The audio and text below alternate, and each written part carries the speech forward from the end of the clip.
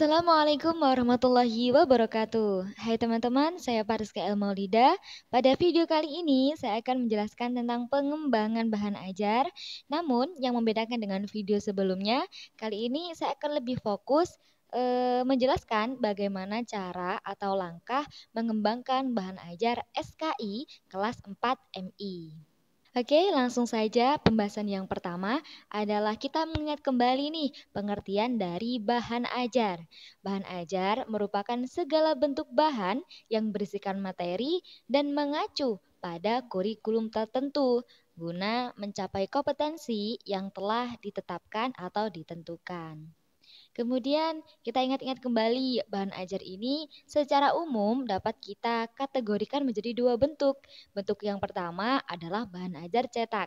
Contohnya diantaranya yakni buku, kemudian ada modul, ada handout, ada LKS atau LKBD, dan masih banyak yang lainnya. Kemudian bentuk yang kedua adalah bahan ajar non cetak.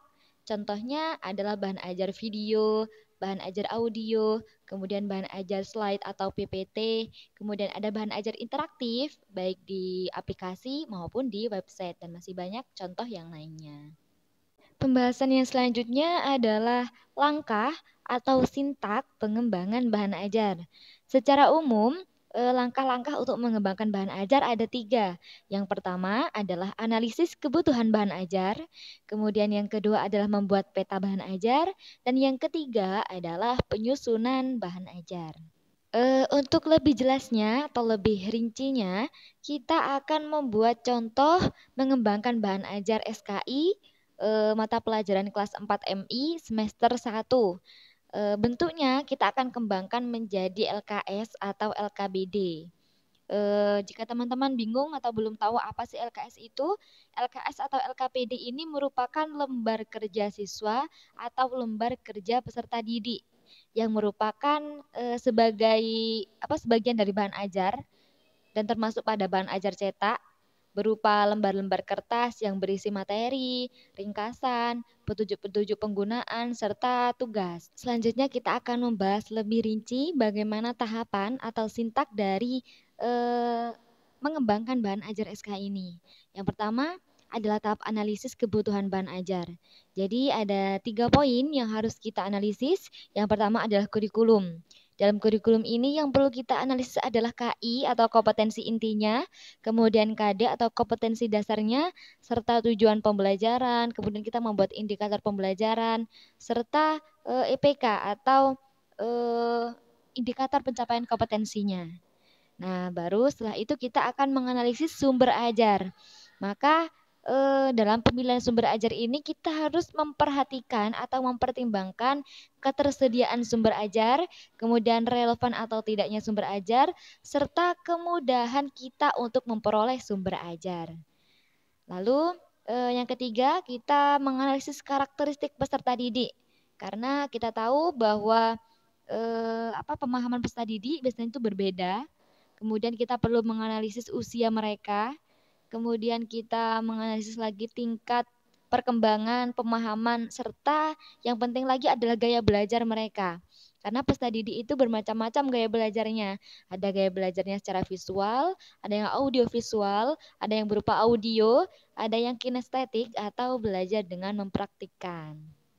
Jadi kita menyesuaikan nih, sasaran kita adalah anak kelas 4 MI yang pada umumnya mereka masih suka dengan bahan ajar yang terdapat ilustrasi, terdapat warna-warna dan juga pembahasan yang menarik serta pemilihan kalimat itu atau penjelasannya itu masih menggunakan bahasa-bahasa yang sederhana. Seperti itu.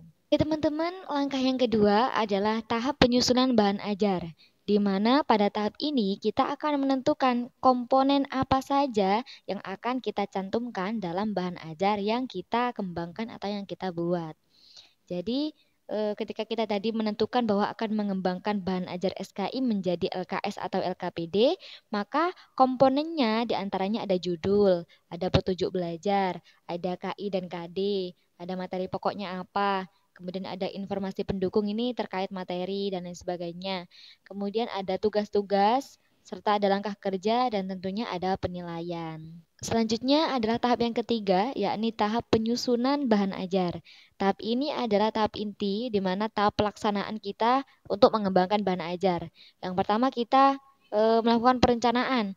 Kita merencanakan terlebih dahulu, baik dari apa konsepnya, kemudian apa bahan atau alat yang dibutuhkan, apa materinya, dan juga kita melakukan analisis terhadap berbagai aspek peserta didik, aspek materi, aspek kurikulum, dan lain sebagainya.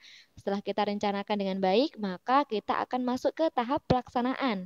Pada tahap ini adalah tahap penyajian, baik penyajian tulisan, menggunakan tulisan yang baik, yang jelas, kemudian yang mudah dipahami, bahasa-bahasa yang sederhana, karena sasaran kita adalah anak yang masih di usia dasar, yakni kelas 4 MI. Kemudian dalam tahap pelaksanaan ini kita juga memperhatikan penyajian ilustrasi atau gambar atau animasi-animasi yang mendukung. Kemudian kita juga memperhatikan tata letak, kita susun bahan ajar kita dengan letak yang rapi sehingga mudah dipahami, serta hal yang perlu diperhatikan juga adalah warna-warna yang menarik, karena kita ingat kembali bahwa sasaran kita adalah anak MI kelas 4. Nah, setelah kita melaksanakan penyusunan atau penyajian bahan ajar dalam bentuk LKS atau LKPD, maka tahap selanjutnya adalah pemantapan, di mana di sini akan dilakukan evaluasi dan juga revisi. Evaluasi ini bermakna penilaian.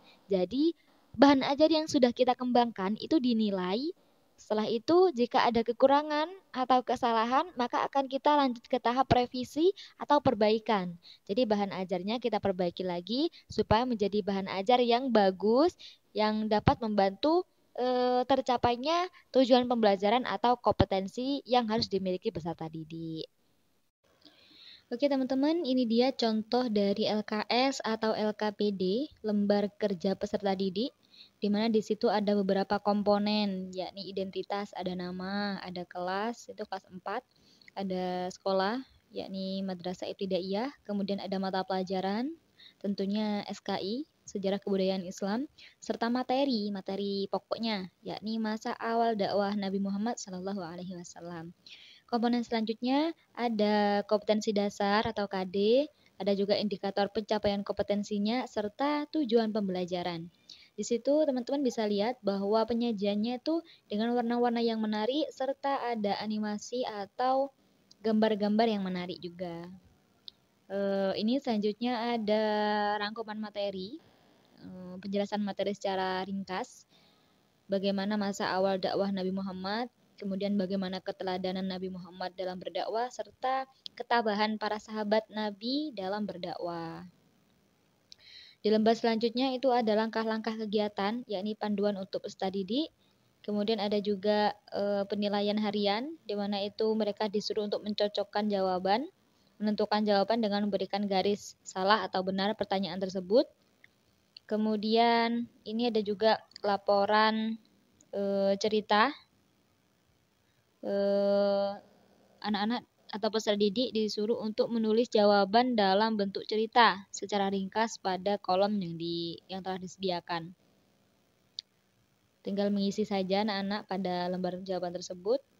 Kemudian ada juga menyusun peta konsep. Jadi anak-anak di sini harus menyusun peta konsep yang bentuknya kayak puzzle. Mereka memilih Nabi kita siapa, taruh di mana. Kemudian bentuk ketabahannya bagaimana, dan juga dikasih keterangan.